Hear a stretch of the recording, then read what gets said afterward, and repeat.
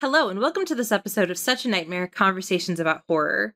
My name is Katherine, and I'm so excited that once again I get to be joined by Toni Tresca. Hey there.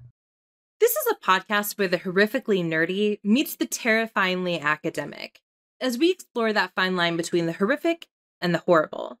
Each episode looks at a specific horror text that is for better or worse, giving us nightmares. And we are so excited to have you join us today for our discussion of 1979's Nosferatu the Vampyre.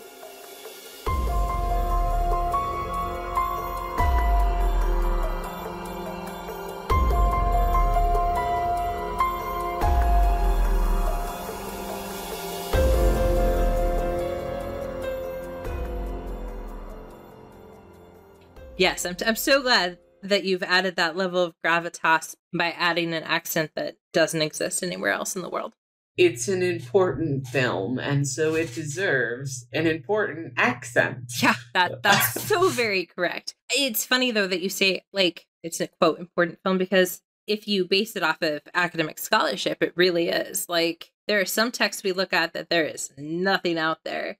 There are books, right? Like, entire books just written about this film. And really? I actually didn't expect that. If you had asked me if I thought there was a lot of scholarship, I would have thought there maybe would have been more about the original Nosferatu. Yeah. And because there was I remember there was quite a bit, and I would have thought maybe this followed the trajectory of like other kind of remake sequels down the line in which it's not as much. But this is like kind of a thing scenario. Yeah. So yes, because there's like a 2019 book that came out by Bloomsbury Publishing that I do not have access to, that is entirely on Nosferatu, and it says it's a comprehensive account of the film, starting with a discussion of Stoker's book. And here's why there's books on him, or books on this film. It's because of Herzog, right? Because like this book looks at Herzog as a director and the evolution of his career. So it really has more to do with the fact that this is an auteur than anything else. Because a lot of the other scholarship really is talking about adaptations and remakes and juxtaposing Murnau and Herzog together. But because it's Herzog and because he's, a white male director, somebody out there is going to write a book about him. So they did. Auteur law. I mean, and you know how I feel about auteurs, and I would imagine, although this is me just making assumptions about people, I would assume he's also real intense. And I think that's probably not surprising considering he's German and he's an artist. And I think that, he demands a lot of his stuff. And someone was telling me that he's kind of kooky. I don't know if that's true or not, but I earnestly don't know nearly enough about him. I've only seen him in he's done some acting, a little bit of acting too. I'm going to check something, but I am fairly sure I've seen him in something absolutely ridiculous, like a Jack Reacher movie with like the Tom Cruise. Like, it's nothing important. So he was in The Mandalorian. Ah. Yeah. So he does do some acting and he has some documentaries that are really good, because one of the things he's really talented at, and I think Nosferatu illustrates this, is visually, right? He's a very cinematic, and he's very good at capturing the wildness of the wilds. But I want to start with that brief summary that you provide for us of what's happening for those who may not have had a chance to see this particular Nosferatu. So, Jonathan Harker, we follow him. He's working in Germany. He gets informed by his boss that there's an opportunity to make a whole lot of money, but he's got to go on a super dangerous journey to Transylvania. But Jonathan, our budding ingenue of sorts, he's like, I can buy Lucy a bigger house if I do this. Yes. So he's immediately like, gonna do this. But he tells Lucy he's gonna do this, and Lucy is like, don't do it. Bad vibes. Yes. I think you're gonna die. And he's like, whatever. There's some real fun, like, woman, you don't understand your faint heart lines that in there, because this is an adaptation of a book from the 1800s, I suppose. Or is it from the 1800s? Is that when Dracula was written? Mm-hmm. Okay, good. Good. I just want to make sure I wasn't just talking out of my butt there. So anyway, Jonathan goes on this little adventure despite all these warnings. And even when he gets at the bar and he's just like, hey, can you guys take me to this place? Everyone is immediately like, don't go to Count Dracula's house. It would be very bad. But of course, because this is a movie and we've got to keep things moving along, Jonathan goes to house, meets Dracula, who looks very ratty. Yes. And one thing leads to another. Jonathan gets stuck in the house. Dracula is going back to his home in Germany, and chaos ensues in the town. Yep, that's about right. And there's lots of rats, right? So if you haven't seen this film and you're not a fan of rats, which I actually think rats are rather adorable, this may be a film that gives you some hesitant pausing. So, like I said, there is a lot of scholarship, particularly about Herzog, and then as a result about this film. But one of the things that I thought was really interesting was some of the comparisons or analyses that were really situating Murnau and Herzog together. And one of them, which comes from a book called Play It Again, Sam, Retakes on Remakes, and actually has on the cover a picture of Nosferatu, has a chapter by an individual named Lloyd Michaels that is called Nosferatu, or the Phantom of the Cinema. And I just kind of like this passage because I felt like Michaels really articulated not just this film's relationship to the early 1922 film, but also just sort of the tone of the film. And so he says, there are phantoms everywhere in Herzog's text. In addition to the presiding spirit of Murnau and Kinski's reincarnation of Shrek, Nosferatu the Vampyre conjures up the ghost of Stoker by restoring his original characters' names and echoes Bela Lugosi's famous line from Browning's Dracula when the Count responds to the cry of wolves, "Listen, the children of the night make their music." Roland Topper's performance as Renfield, which drew a mixed response from reviewers, seems more comprehensible when understood as an allusion to the stylistic appearances of Peter Lorre in dozens of horror films. Herzog thus evokes the history of what Eisner called Germany's, quote, haunted screen, in addition to referring to German painting and music. And then I thought this was really interesting. Finally, Herzog resurrects the ghost of Herzog in a number of ways that reflect his own earlier films. And so then he says, by such a varied means, does the film continually inscribe presence /absence as a way of representing the spirit of the vampire.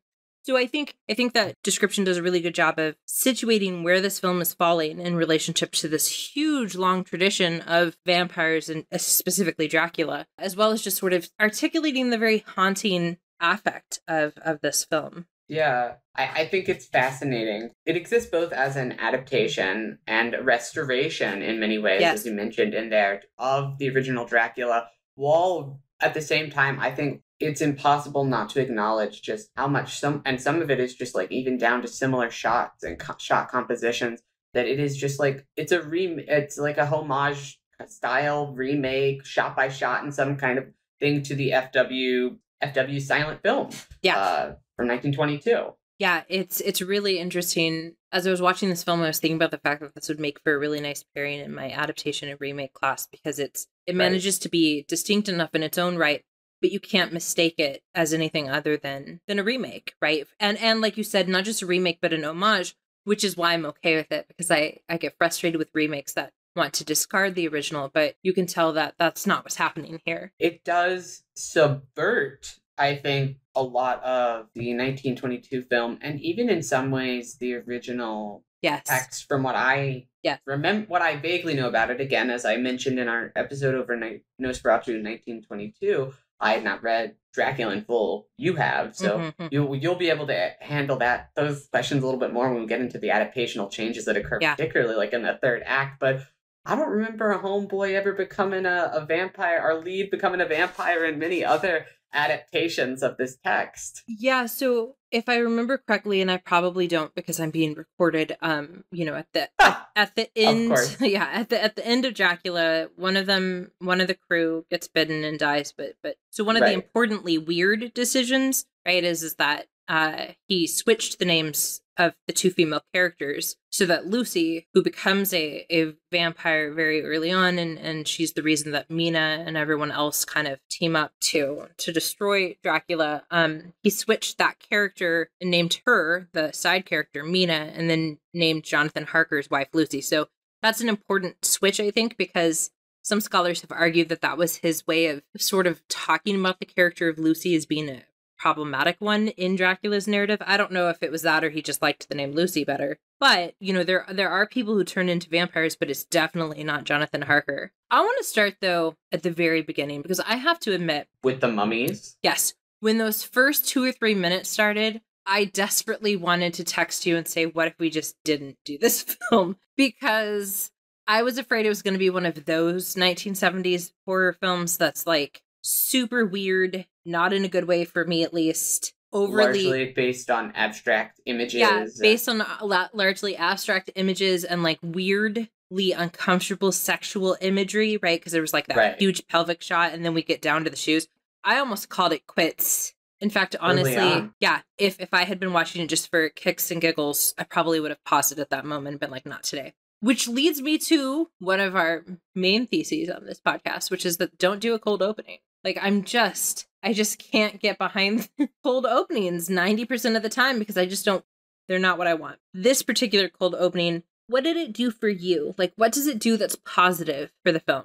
I'm not sure, other than just kind of broadly set the tone of the, like, we all go through this process of dying, and then to kind of juxtapose that with this tension that Warner is going to be introducing into the Dracula text, I think, that is new, which is this, like, element that the Dracula character is sympathetic because they can't complete this life and death cycle fully, and the tension there. So I would say maybe that starting with the mummies kind of allowed me to rethink about that thematic element that was going to be positioned in the text. But I also see the argument that maybe I'm reading too much into that, and it's just kind of weird shots of mummies. Because it is clear.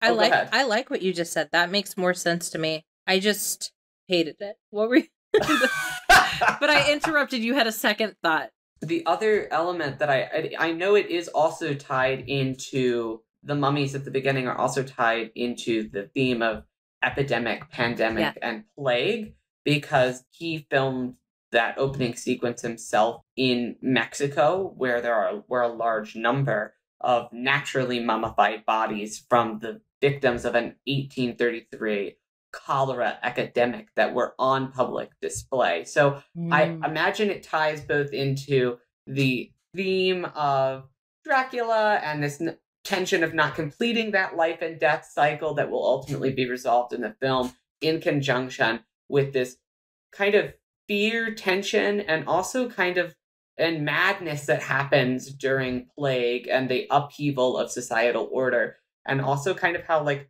you still look at that, though. Like, you look at that, and that I think that's what he's kind of doing in those opening shots, is like, why do we look at this? Oh, but we're going to look at it anyway for the rest of the time anyway. Yeah, I think the film's decision to create this emphasis on, you know, the plague pandemic and not just what happens in terms of death, but also what happens in terms of how we behave. I think that was one of my favorite adaptive decisions. So we don't have that in Murnau, and we really don't have that in Stoker, because in Stoker, so the ship arrives and they're like, so many people got sick and died, you know? But so much of that novel is about the idea, like, of how scary it is that we can have all these warning signs, but life just kind of continues on, and more importantly, society continues on in its trappings. And so everyone else just seems so oblivious to things. I mean, we don't really see anyone outside of the core, but we get the impression no one's really upset or worried. Whereas I thought that scene where Lucy gets sort of trapped into having that banquet meal in the square, and, you know, they're like, well, we're all going to die anyway. I mean, it felt like a lot of conversations that have been happening the last couple of years, but it also was, it was creepy, right? And it was creepy because we knew it wasn't right, and it didn't feel right. And I love that kind of like, it's a deeply sad moment, but it's kind of played for comedy at the end of the film, when they're like, we've got to arrest the guy because he's just killed Dracula. And so he's like, why don't you take him to just some rant to the guy who's there? And he's like, I'm not the police. And it's like, there is no police. There's nobody here to do it. He's like, there's no one else. Where am I going to take him? I can't take him to jail because if I take him to, there's no one to guard him at jail. Well, I guess you'll have to do that then. Yeah. Because everyone else is dead. Yeah, it was a rather hysterical line. Again, like you said, it was played for comedy, but if you pause to think about it, it's rather haunting. Yeah. And there are moments that Herzog gives us the more haunting, such as when Lucy is trying to talk to anyone in the square and she's like, I have a solution, I know what's happening, and everyone's carrying the caskets and they're just ignoring her, right? Because the council has disbanded and everyone is gone to their own places. And so there was really this interesting play between how terrifying that can be versus how comical it is, because it just seems so ridiculous until it's happening to you. Yeah.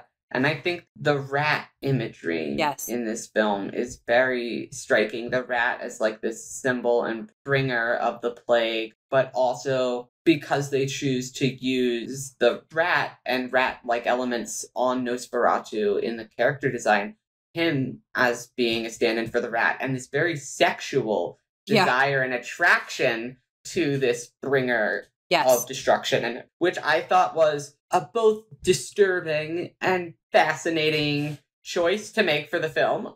Yeah, so I would imagine that one of the hardest things would have been, how do you take this title character that literally has become iconic in a way that we can't even imagine Nosferatu as anything other than the 1922 version, where, like, how do you take that and make a character that stands up on his own? And between the makeup, which, like you said, was very rat-like, but somehow kind of endearing, and a little sympathetic.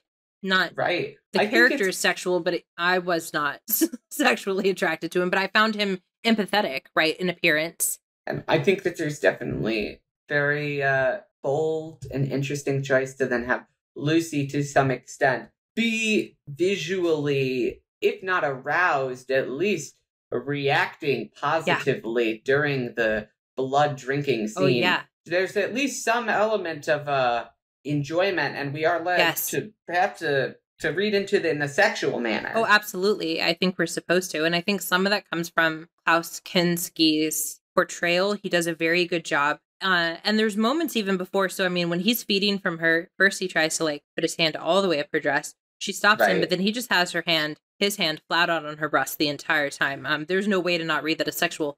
But there's even weird moments. So when he shows up in her space and he's like, I want your love. And she's like, I won't even give that love to God. It belongs to Jonathan only.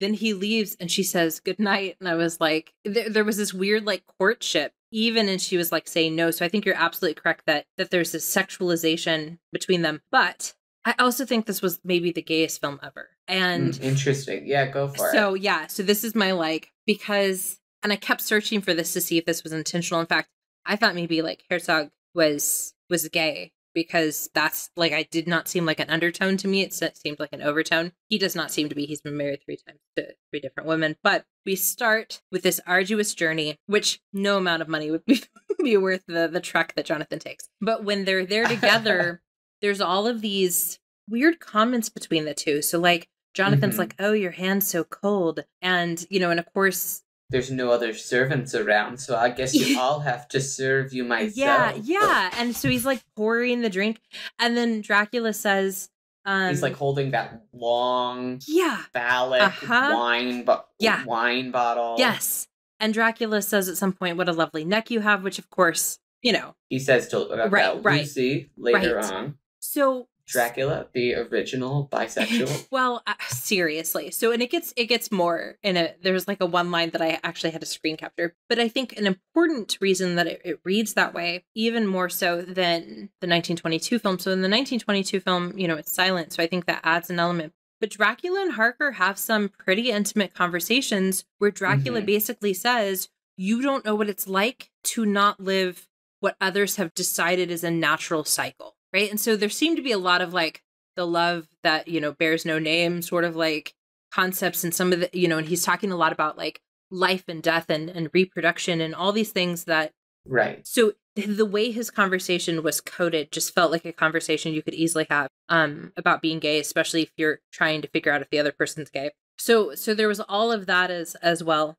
And in Stoker's novel, it's important that it's not Dracula that Harker is contending with nearly as much as it's his three brides, right? So in the novel, he witnesses Dracula's brides being fed a newborn baby, and they appear to him, and then Dracula's like, no, this dude's off limits. So I think just, again, kind of removing that element also sets this relationship up for at least a homoerotic experience. But let me go to my line that was liked. It's a compelling reading, and I know you have a screen capture I do. Of a line that you had mentioned even before we were recording this episode, but that encapsulated your feelings about the whole experience. It does. So once again, we have a book that gives you all the answers, and they just happen there to like find the book, read the right passage.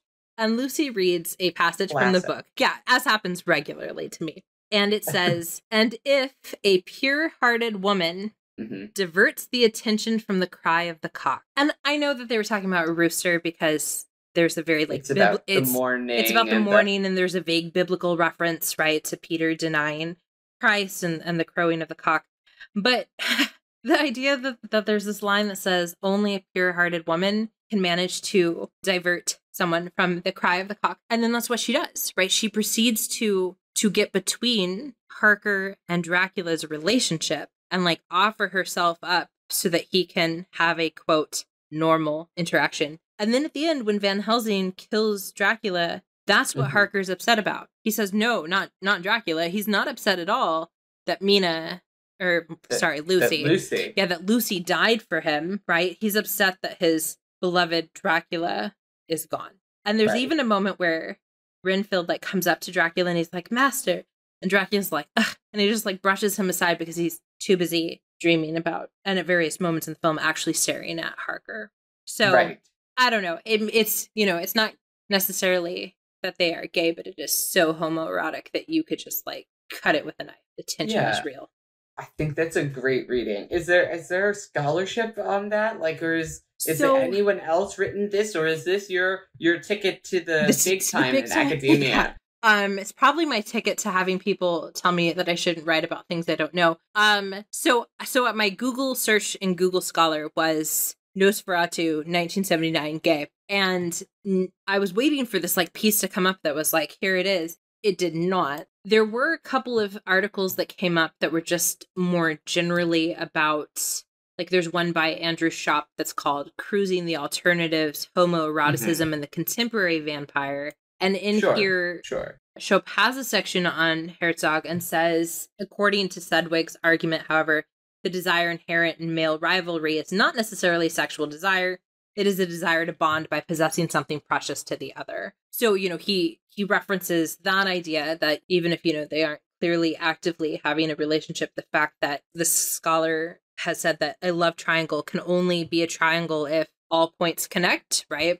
And so if both men want the same woman, then there must be something that the men want from each other too. But that's really, it's one paragraph in an article that's looking at a whole bunch of different things. So he mentions Eve Sedgwick in passing, but there's nothing else. So it's either 100% there and no one's talked about it yet, or it's not there and I just was feeling particularly gay, on a casual Monday evening. So I would say makes sense for you. Yeah, I mean, I don't know. I think it's because of there's something and I about think it is also there. Like I think that it's in the film, at least like initially in the court they have a courting scene. Yeah. At dinner, they have a lot of those really deep, intimate conversations. I think there's at least a longing there. Yes. There's a tension, whether or not it's sexual or if it's just like really good friendship. Yeah. Sure. Yeah, because, it is complicated by the fact that Lucy, like, saves... I'm not sure who she's saving, because she's obviously not saving Harker at the end. She doesn't know it, but she's obviously not saving him. Right. And is she saving Dracula by allowing him to have a final death?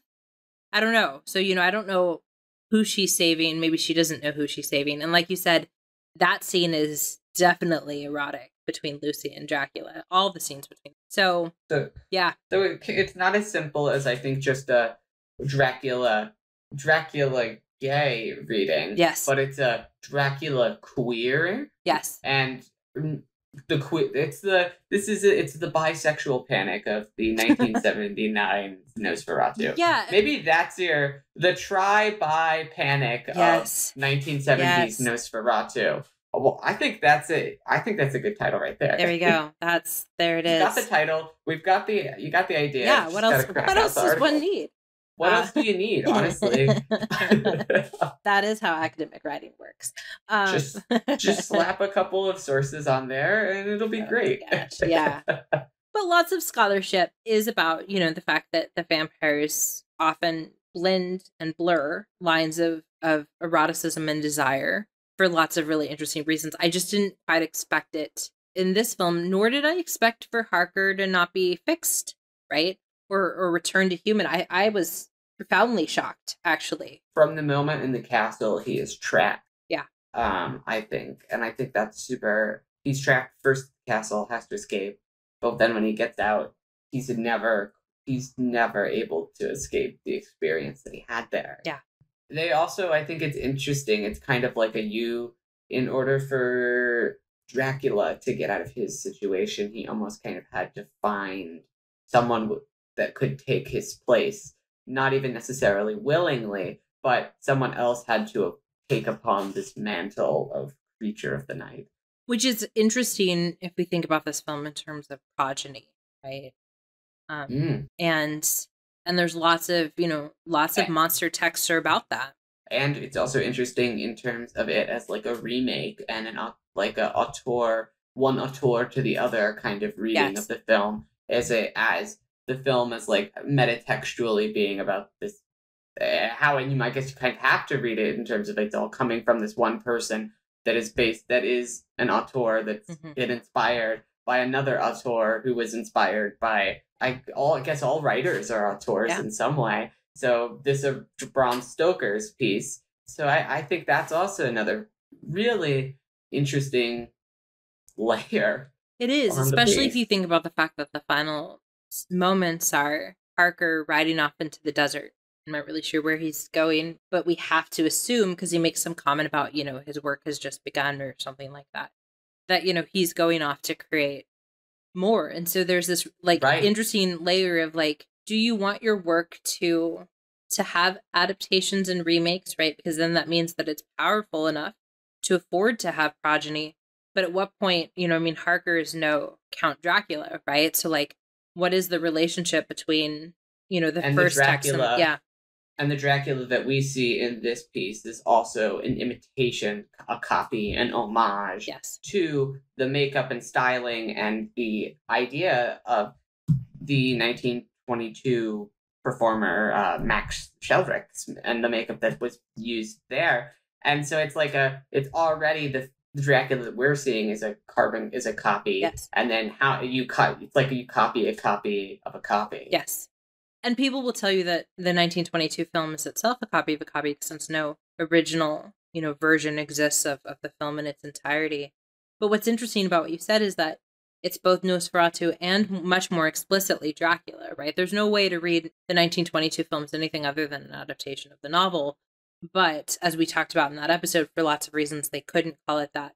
Whereas this one manages to be both an adaptation of Nosferatu, but also an adaptation of Dracula, and they are not the same creature. Because they waited until the day copyright for Dracula came out and entered the public domain to go ahead with it, so that they could include the original characters' names. Which does a lot of shorthand for you, right? You don't have to do any sort of explanation about, well, what are you, if you just call it Count Dracula, right? That just removes so much of the guessing game. But I do go back to the sometimes I struggle with films like this, and vampire films and zombie texts do this a lot too, where it's why wouldn't he have known something was wrong, right?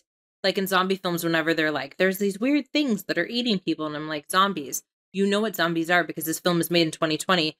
Chances are they saw a zombie film, the characters. And with this one, Dracula, maybe Jonathan Harker wasn't familiar with vampires. He had to have known something was not right with Count Dracula, right? He literally looks like a rat in human form.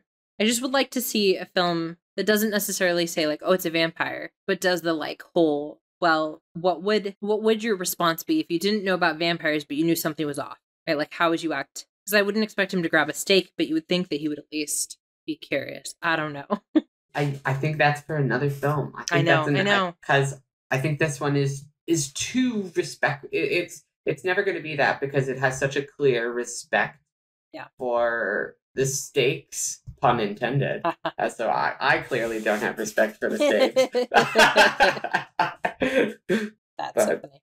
There were definitely some beautiful shots in this film. Certainly the landscape shots were amazing. And then that shot where he did what I think is such a great way to make it clear that he's referencing the original Shadow work in the 22 film, but putting his own spin on it when we see his shadow, literally as well as figuratively overtake the Harker household. It was really pretty. It was a pretty film. I didn't know if it would be based on those opening couple minutes of Mummies. Definitely. I definitely like where it went better after those opening couple of minutes. I also think I did ultimately walk away. I liked the inclusion of the mummies at the beginning of the film, and I think it adds to the thematic elements that this film introduces really nicely. And it's a little weird, for sure. The last thing that I thought was really interesting that made me very much like this film. So there's a line in the original book where, and I've mentioned this before because it's like the line that drives me batty, where they say something like, Mina had the mind of a man but the heart of a woman. Please stop talking.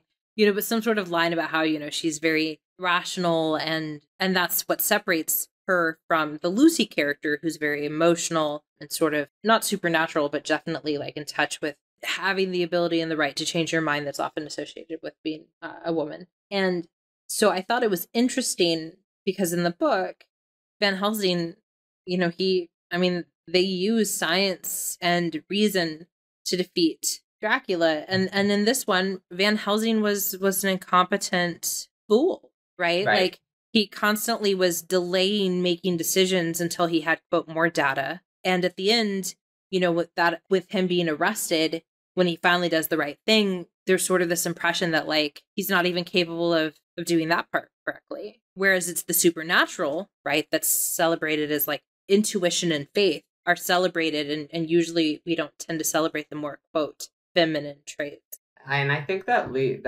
plays into, like, this element of satire that is introduced within the piece, satirizing the culture of a kind of bourgeoisie style town in Germany, and just how quickly everything can kind of fall apart when these very natural, like, events, such as, I think, Dracula's magic is coded as being that, but also natural, but also the rats, literally, and the plague that they physically bring to the place, and how quickly everything can fall apart. And I think that it's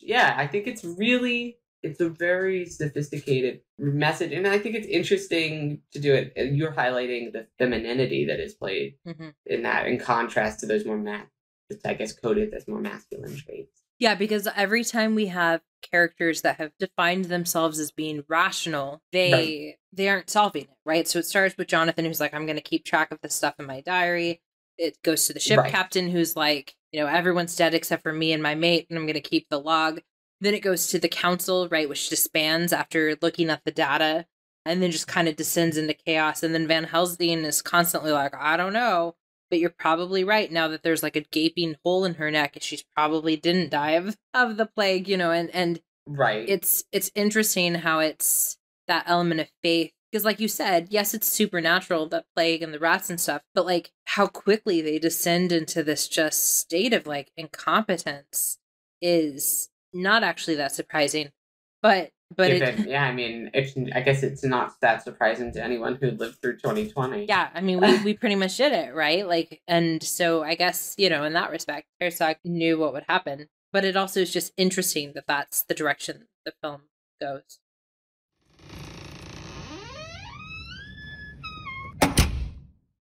Thank you so much for joining our discussion of the 1979 version of Nosferatu, sometimes called Nosferatu the Vampyre, sometimes called Nosferatu Phantom der Nacht. We would love to hear from you, especially if you've had a chance to see the 22 film and the 79 film on Shudder, which is where I watched the 1979, almost every review was like, you need to watch this in conjunction with the 2022 film. And I thought that was really interesting to just kind of be reminded of the fact that it's both a film in its own right and an adaptation. So what are your thoughts about this film? Did you like it? Did you have a problem with the mummy scene? Or like Toni, have you managed to appreciate that weirdness for what it was? What are we going to be looking at next, Toni?